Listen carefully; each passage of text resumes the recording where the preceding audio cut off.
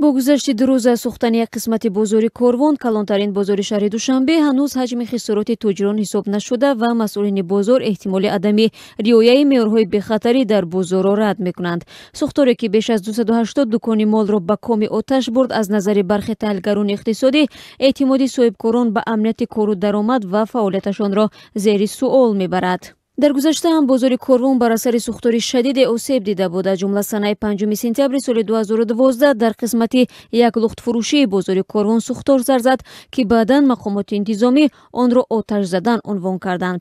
در پی این آتش سوزی در بازار کاروان قسم خدمات آتش نشانی تشکیل شده 3 عدد نقلیات سوختار خاموشکنی خریداری شده بود. بازار کاروان در تاجیکستان یگانه بازاری می باشد که دارای چنین قسم آتش نشانی خودی است. هدف از تشکیل این قسم آتش نشانی سری وقت خاموش کردن سوختارها در بازار کاروان ارزیابی میشد. اما آتش سوزی شب 2 ایل را نه تنها قسم آتش نشانی کاروان با 3 نقلیات بلکه 28 ماشین آتش خاموش کنک پایتخت نیز نتوانست سری وقت پیشگیری کند و تنها بعد قریب 4 ساعت آتش خاموش کرده شد. آگاهان ساحه میگویند در بازارهای تاجیکستان از جمله در بازار کاروان رسته ها خیلی به هم نزدیک جایگیر شدند که باعث می شود آتش تیز پند شده خسارات زیادی را به بار آورد.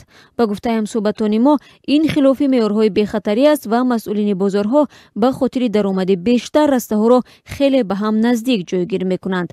اما مسئولین بازار کاروان این دلیل ها را رد کرده میگویند تمام طلبات بازارداری رعایت می شود.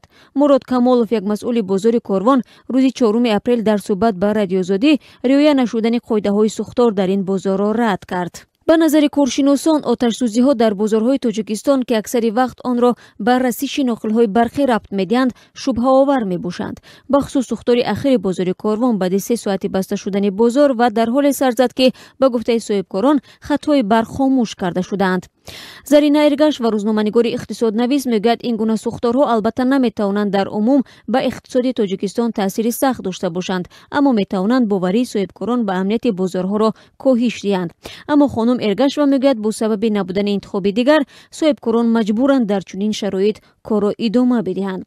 صاحبکارانی که در سوختار بازار کاروان آسیب دیدند برای 2 سال از پرداخت چک هر روزه و اجاره پولی آزاد شدند.